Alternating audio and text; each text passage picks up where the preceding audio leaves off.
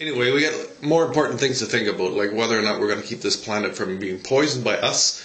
And so we can't spend too much time about deciding who's going to be killed by who because it's taking up too much of our resources.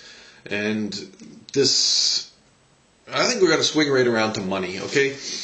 I've made some critical points about money. I'm going to try to, it's also very apparent that if the whole economic structure of the whole world fell apart, we'd probably have a lot of problems on account.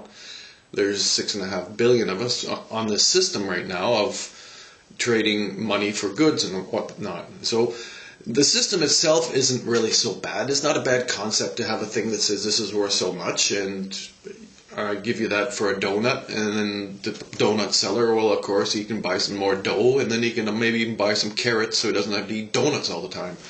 And that whole concept about the money system, I mean, that's all right. I mean, we got to have some way of trading if we're trading with each other. I mean, we can't always trade eggs for chickens or pigs or whatever, or a piece of a pig. And we shouldn't be eating so much pig, really. Anyhow.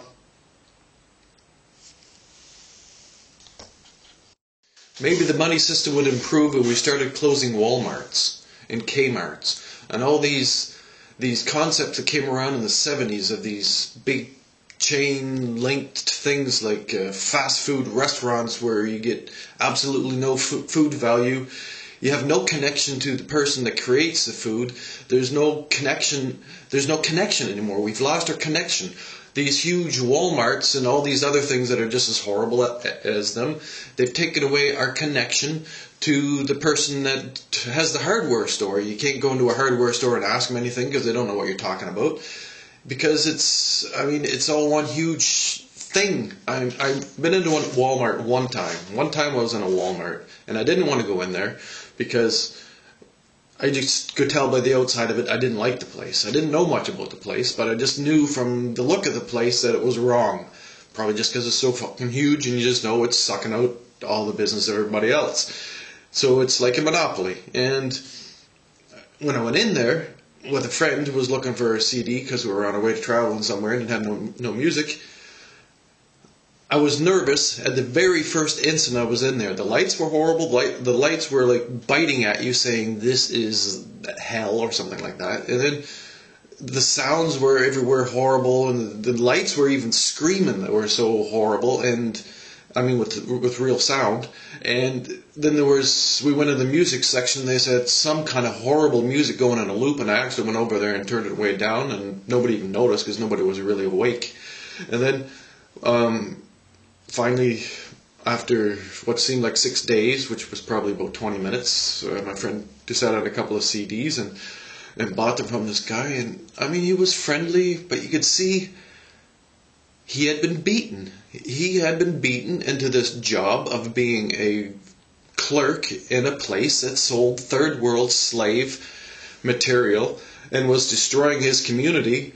But he needed a job. And I heard that from my grandfather years ago. I was telling him, Grandpa, this pulp and paper shit in St. John's, New Brunswick, that was. St. John or St. John's, I always get the two mixed up. Anyway, it stank like fucking hell. And of course, if you lived there, you didn't notice it. But if you didn't live there, you wouldn't visit your grandparents, then you did notice it. And I mean, if your father's got asthma, then he's wheezing all the time he's there. And then you go to the Reversing Falls, probably one of the most beautiful events that you could imagine, and you get there and it's full of slime. It's full of bubbling, frothing goo, and then you just know it's poison, and there's no fish living in there anymore. And you think, well, what is the sense of these people working in a pulp and paper mill if there's not going to be anything left afterwards? The bloody Irving brothers cut down everything in New Brunswick and Nova Scotia and Prince Edward Island. They're doing it in Maine.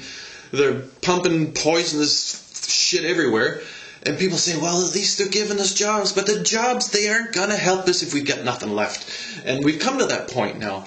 And there's been people going on about this since the hippies have been going around. People pointing at the hippies and saying, bloody tree huggers. Well, it's bloody time we start thinking about hugging our trees, because without our trees, we're fucking lost. We're fucking in a big fucking shopping mall that goes right around the goddamn planet, and we have to manufacture oxygen, we have to manufacture artificial fucking bacteria to keep us fucking alive, or some kind of nanotechnology that replaces them. We become fucking machines. I mean, there's nothing wrong with technology, but we've got to do it in such a way that it does not poison the planet, which is life. And without the life, we become a machine. And when we become a machine, maybe it's cool, maybe, I don't know, but I think we should keep the option. To keep the option of the life, I mean, for one thing, it's not really up to us to decide to kill everything, because other things which might evolve even 1 billion years later and become intelligent. I mean, there's actually apes that are almost intelligent as us, or some would argue more intelligent than most people. And we can't just slaughter the planet and say, okay, you guys get no chance either, because, I mean, they might have evolved into intelligent creatures. So either we're going to do it, or we should get out of the way, but we shouldn't destroy the planet if we're getting out of the way. Now, that didn't make any sense, and I don't care. Have a nice day.